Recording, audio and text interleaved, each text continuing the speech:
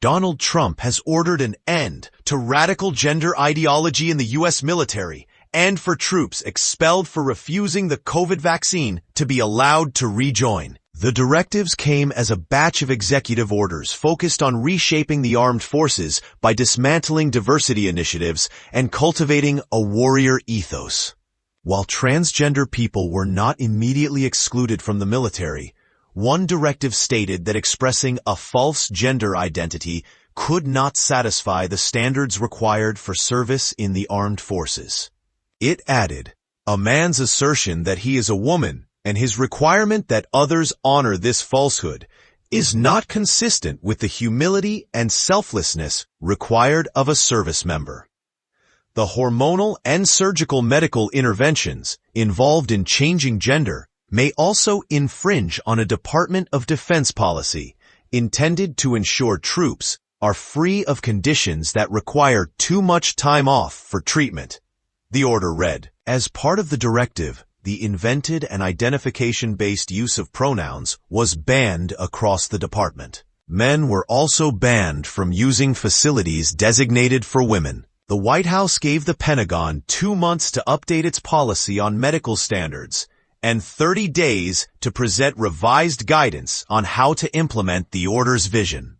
To ensure that we have the most lethal fighting force in the world, we will get transgender ideology the hell out of our military, the U.S. President said, before signing a slew of military-related executive orders on board Air Force One late on Monday. In his first term, Mr. Trump banned transgender people from serving in the armed forces unless they had a waiver, a policy that was overturned by Joe Biden in 2021. There is limited data on how many transgender people are in the U.S. military. Information that is available is largely based on surveys undertaken by external organizations. The Rand Corporation, a U.S. think tank largely funded by the government, estimated in 2016 that between 1,320 and 6,630 transgender people were then serving in the armed forces, out of a total of more than 1.3 million servicemen and women across all 6 service branches. In a separate order, the U.S. President commanded the Defense Secretary and the Secretary of Homeland Security to tear down the DEI diversity, equity, and inclusion bureaucracy by abolishing every DEI. The directive said DEI programs had in recent years eroded the U.S. military's lethality and force readiness by engaging in invidious race and sex discrimination. It comes after Mr. Trump issued sweeping actions aimed at ending DEI initiatives in the federal government almost immediately after taking office just over a week ago, a move that had been a central promise during the election campaign.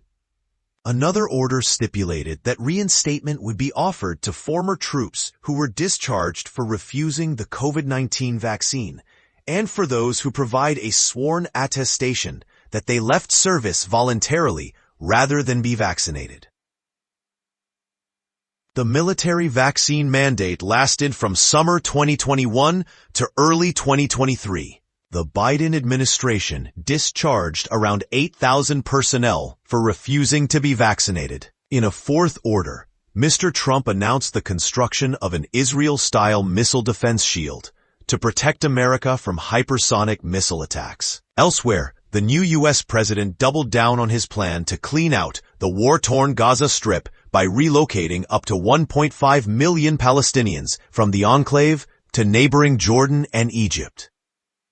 "I'd like to get them Gazans living in an area where they can live without disruption and revolution and violence," Mr. Trump said on Monday, after originally suggesting the idea on Sunday.